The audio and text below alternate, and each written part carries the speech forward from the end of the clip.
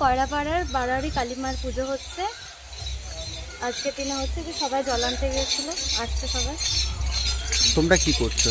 আমরা ভিডিও করছি আর দেখতে তার সঙ্গে পুজোর পুজোর সাথে আনন্দ করছি, পুজোতে মজা করছি। আজকের দিনটার জন্য কি অপেক্ষা থাকে? হ্যাঁ, সারা বছর আমরা এই দিনটার জন্য অপেক্ষা করে থাকি। বাড়ি অনেক বাইরে থেকে? হ্যাঁ, সবাই আসে, আত্মীয় স্বজন, বাইরের লোক।